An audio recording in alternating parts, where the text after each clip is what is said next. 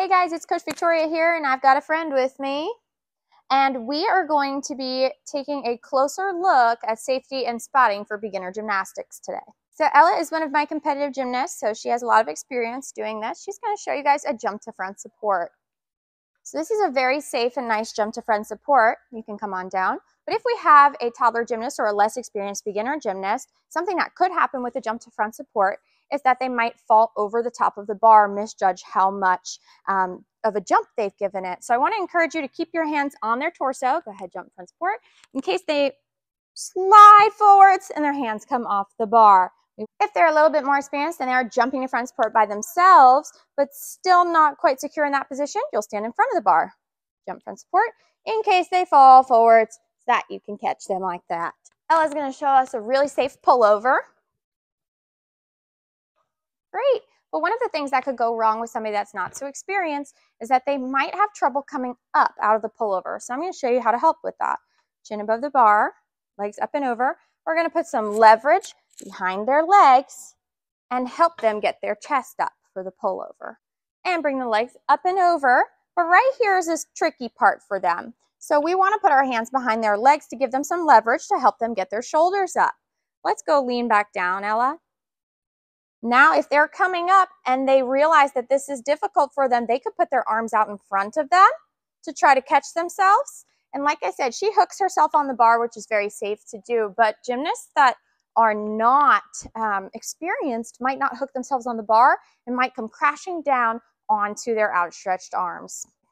If it's your first time spotting a handstand, your instinct might be to do something like this. Kick up to a handstand and grab their legs and hold here. But this really is not a super secure position.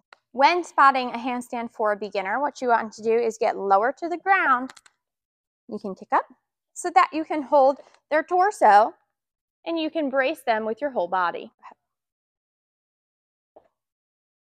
I'm going to be on her right side. I'm going to get again low to the ground and grab her torso because that's where I'm going to have the most control. Good, and it's important that you don't let go of your athletes too soon. You don't just want to let them land on their own when they're a beginner. If you're working with beginners and they're going to be attempting a bridge back, one of the things that you want to make sure you tell them is to put their feet apart, feet wide apart. And then as you're spotting this, again, you're going to get low down to the ground and make sure you're pressing their hips forwards. Go ahead, put your arms up, eyes on hands, and I'm going to grab around her waist and then have her bridge back. You really want to get underneath your athletes if they're beginners. You don't just want to have arms outstretched. And finally, let's talk about a backward roll. A lot of times you'll have beginners tell you, oh, that's hurting my neck, that's hurting my head when they're doing a backward roll. So I'm going to show you how to spot it in a way that will keep them from hurting their head or their neck as a beginner. And I'll have you roll back and then kind of freeze so I can show them where we're going to put our hands. So you're a little bit in more of a tuck than a beginner would be. So let's leave you right there. So now you're going to take your dominant arm and put it around their torso.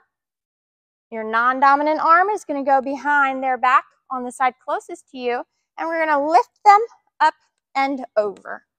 So bend over, and that's going to take some of the pressure off of their neck. Bye. Thanks for watching a closer look. If you found this information helpful and would like to access some more recreational gymnastics coach training materials, visit our website, flightathleticacademy.com/curriculum.